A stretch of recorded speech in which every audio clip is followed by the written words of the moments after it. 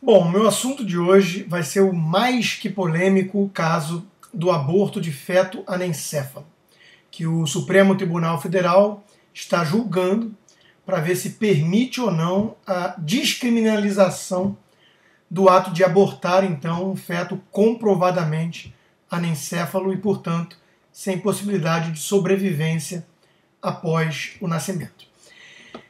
A questão do aborto em geral, né, e esse caso específico, ela é extremamente cabeluda, polêmica, e eu largo já de uma convicção forte.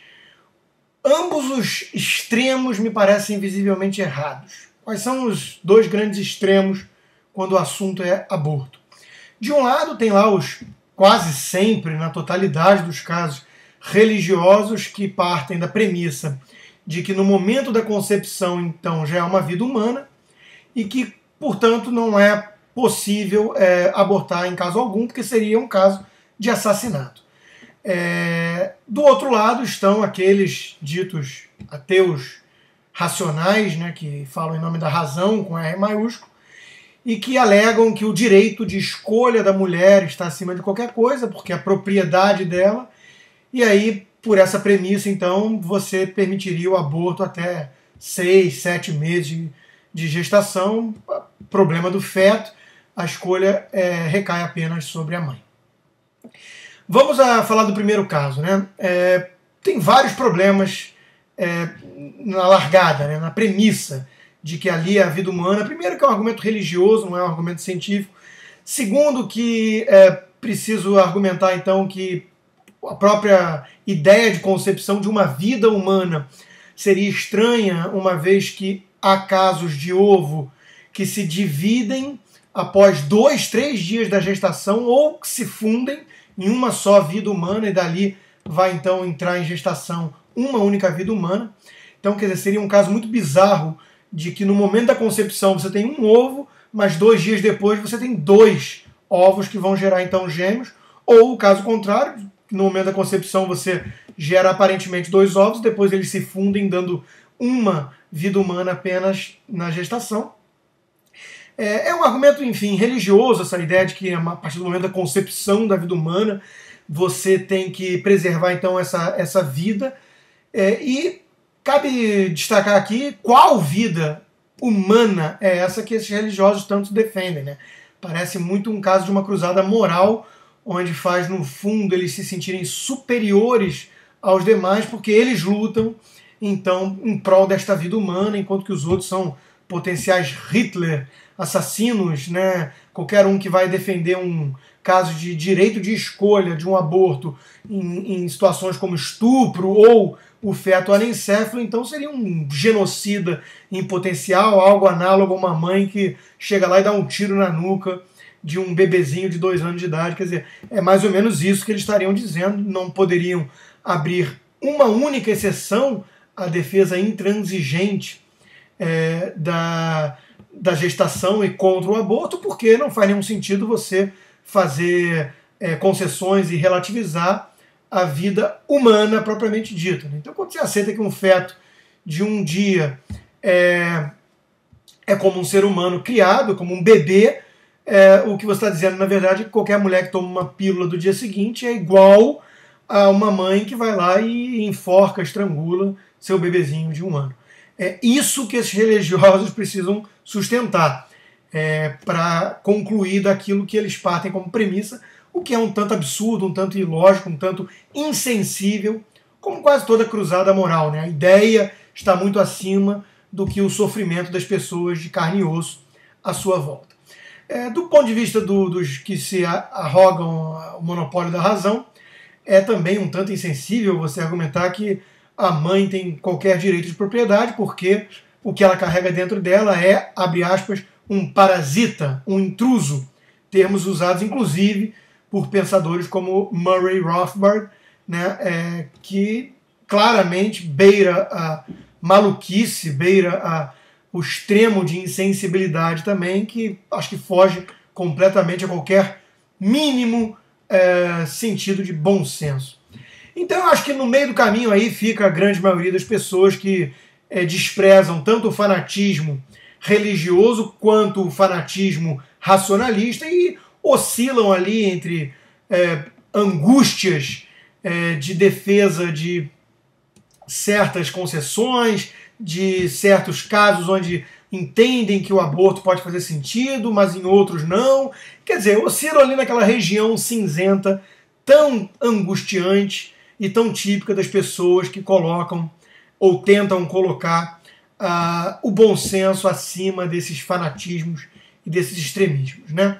O caso de anencefalia, então, eu acho claramente tende a fazer parte de uma região de preto ou branco, onde, na maioria das vezes, quem está defendendo, então, que não ou não deve ser permitido escolher abortar, mesmo num caso de anencefalia, 100% das vezes quase homens, né? Não são as mulheres obrigadas, então, por essa visão moralista, religiosa, a carregar aquele feto que pode ser qualquer coisa menos uma vida humana, no sentido que o termo merece qualquer qualificação, né? Quer dizer, potencialmente uma vida plena de faculdades mentais, e não só mentais, emocionais, e tudo aquilo que caracteriza um ser humano, né?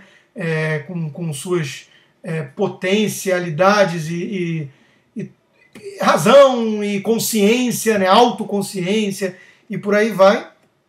Algumas pessoas, inclusive, andam circulando hoje, à torta e à direita, vídeos e fotos de famílias mostrando esses fetos que conseguiram nascer e ter uma sobrevida, então, de alguns dias, quiçá, eventualmente, aí, meses ou poucos anos de vida, né? Como se fosse prova, então, de que isso é muito legal e muito belo. Eu fico questionando a ética que essas pessoas levam em conta. Não me parece ser uma ética que olha para a vida humana e sua felicidade possível, e sim a ética do sofrimento. Crucificare, né? Vem de cruz, vem de crucificar, torturar, né? Me parece que esses religiosos mais fanáticos, empedernidos, eles acham nobre o ato de sofrer em si, né? Quer dizer, silício e coisas do tipo. Eles acham que aquele ser humano que olha para o sofrimento como uma coisa nobre, ele é melhor do que os outros, né? Então, eu questiono qual vida essas pessoas defendem de fato, quando elas estão defendendo a vida de um ser vivo, claro, mas que tem um futuro condenado, breve, sem as faculdades que nos tornam humanos, e, enfim, vai apenas acarretar, obviamente, ali um sofrimento àquelas famílias visível, né? É por isso que eu questiono todo esse altruísmo aparente dessas pessoas, né, que embarcaram nessa cruzada moral. Eu dou alguns outros exemplos, o caso da eutanásia, por exemplo, aquele filme Mar Adentro, com Javier Bardem, mostra bem isso, né? Quer dizer, o sujeito jovem, cheio de energia, com o futuro todo pela frente, sonhos, ele vai num mergulho infeliz e fica tetraplégico, e ele escolhe que aquela vida, né, aquele tipo de vida não lhe interessa, ele não quer mais viver. E tem a cena do debate dele com um padre que está na mesma situação, tetraplégico, onde o padre não aceita aquela escolha dele. Quer dizer, essa visão de que a vida não é um direito individual, ela é uma obrigação, ela é um dever, ela é quase um fardo, né? E parece para alguns que quanto mais pesado for esse fardo, né, quanto maior o sofrimento de você estar vivo, mais nobre é você permanecer vivo. Por isso eu chamo de ética do sofrimento, né? Essa visão acho que fica muito clara nesse filme e é absolutamente condenável. Quer dizer, o sujeito quer viver dessa forma, se martirizando e achando lindo o próprio martírio, o calvário. Legal, beleza, escolha isso para a sua vida, mas deixe aquele que discorda em paz, né? Eu mesmo aproveito aqui um vídeo gravado, então, para deixar muito claro que se uma desgraça dessas, uma tragédia dessas acontecesse comigo, eu seria um que adoraria que alguém próximo a mim colocasse em prática o meu desejo aqui, então, gravado, de não continuar vivo, né? Porque eu questiono muito qual vida essas pessoas defendem no fundo. Então, eu queria deixar claro que a visão voltando aí do feto anencéfalo, né, é uma visão que me parece muito cruzada moral, e cruzada moral não é uma coisa muito legal, porque ela coloca como ideologias fanáticas e coisas do tipo a ideia acima do ser humano, né? Aquela famosa frase do Nelson Rodrigues que tão bem capturou isso, que é: eu amo a humanidade, são os homens que eu não suporto. É fácil amar a humanidade, difícil é amar o próximo, né? Então, o próximo, esse sujeito que vai nascer eventualmente para morrer, você quer longe de você, ou então a mulher que vai carregar durante 9 meses essa certeza de que não haverá então continuidade a vida humana de seu feto, de seu filho, né? O sofrimento dessa mulher não vem ao caso para essas pessoas que abraçaram a cruzada moral. Para eles é muito mais importante repetir aos 4 ventos que eles defendem a vida humana, que todos aqueles que discordam deles então são potenciais assassinos, são nazistas, são pessoas capazes de relativizar tanto a vida humana a ponto de então defender o extermínio de uma raça, né? O que não tem nada a ver, o que é um absurdo lógico, é um non sequitur, né? As pessoas simplesmente partem de uma premissa e concluem algo que não tem nada a ver, então, logicamente, com essa premissa, e isso é muito ruim para o debate. Eu considero, então, que a postura desses religiosos ainda representa um atraso, desses religiosos mais fanáticos, representa, então, um atraso ao debate no Brasil. Eu acho que o Estado deveria ser laico, o que não quer dizer que as pessoas religiosas não possam emitir, obviamente, suas opiniões e com, inclusive, o seu viés religioso. Eu acho que tem o ateísmo militante aí do outro lado também, intolerante com essas pessoas e com a própria religião, o que é muito diferente de um Estado laico, né? Seria um Estado antirreligioso, o que não é o caso. A Revolução Francesa mostrou o quão perigoso pode ser essa visão, né? E aí depois a Revolução Soviética, pior ainda, né? Então eu acho que tem que tomar muito cuidado com esse viés antirreligioso e intolerante de muitos ateus militantes, o que não é aquilo que eu estou defendendo aqui, deixo claro. Porém, é preciso lembrar sim que o Estado é laico e que a postura desses religiosos muitas vezes é intolerante também, por levar adiante uma lógica, entre aspas, absolutamente fanática, extremista, que depende apenas de uma única premissa altamente questionável, qual seja aquela de que, então, naquele momento da concepção, nós estamos lidando com algo igual, né, a um bebezinho que a gente pode olhar ali no berço, sorrindo, e por aí vai. É uma premissa, na minha opinião, absurda.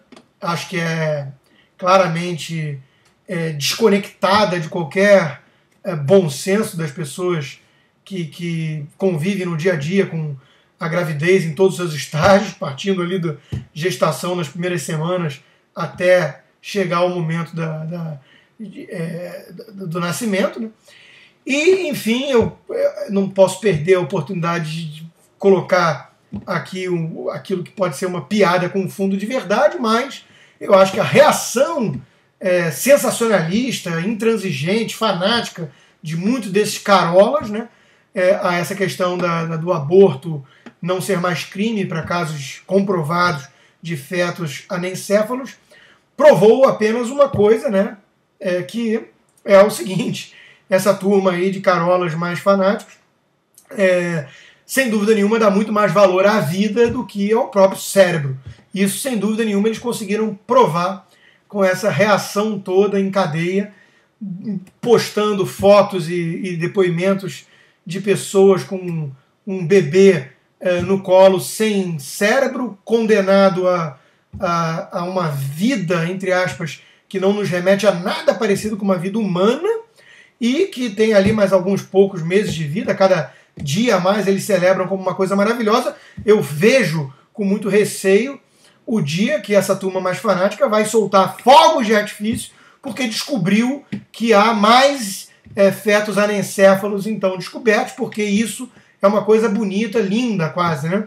Quer dizer, comprova que é muito nobre, na opinião deles, você carregar então todo esse martírio, enfrentar esse calvário, esse sofrimento todo, para mostrar então como nós somos pessoas acima dessa massa de ateus, agnósticos e pessoas que não abraçaram essa mesma cruzada moral, porque nós sim compreendemos que o sofrimento em vida é uma coisa maravilhosa. Bom, eu espero que não cheguem a esse ponto, porque sem dúvida nenhuma isso denota, para mim, um viés ali um tanto patológico que pode eventualmente ser curado até mesmo no divã de um bom psicanalista.